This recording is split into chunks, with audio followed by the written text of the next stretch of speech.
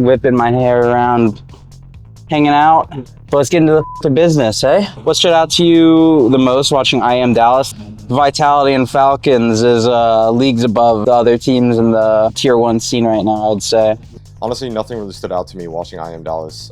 Vitality won, not really unexpected from anyone. Why do you think North American teams struggled so much in Dallas? American teams, yeah, they struggled in Dallas. I think North American Counter-Strike's kind of in a rough point in terms of the quality of Counter-Strike we're playing. The problem is, especially with teams like NRG, they don't get good practice. So when they go into practice and they come up with these new ideas and things, they're only getting tested by people who are not as good as them, which means the only time their weaknesses truly get tested is when they're thrown into the fire and they're in the middle of the match already. You don't really know what you're made of until you're in the moment, and that is a result of the practice and not having the strategies and tactics or whatever that you've made tested to the fullest extent. We got the scrim Vitality while they were here in their Dallas run, and that was a very good experience for us. We actually played them pretty close for the first half. We ended 6-6, which is pretty funny, but as soon as we switched over to CT side of Anubis, as Anubis CT side's very difficult, especially against the best team on earth, that second half didn't go as well as the first, but yeah, it was a very good experience for us. We actually learned a lot. Looking at how teams that you play consistently go and play at Tier 1 events is definitely, it's unique because you can play them online in a best of 3, the week before,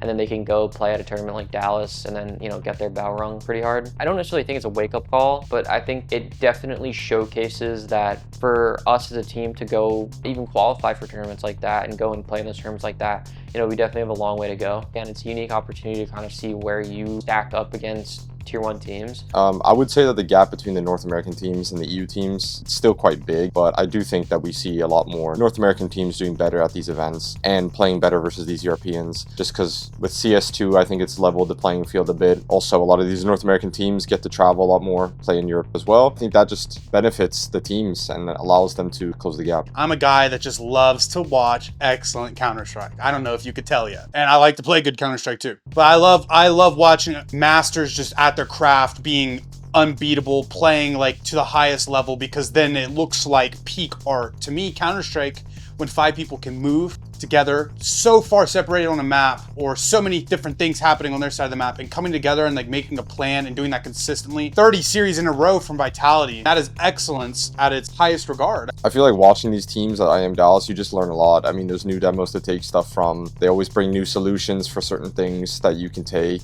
Just a mix of everything. Say hi, Maggie.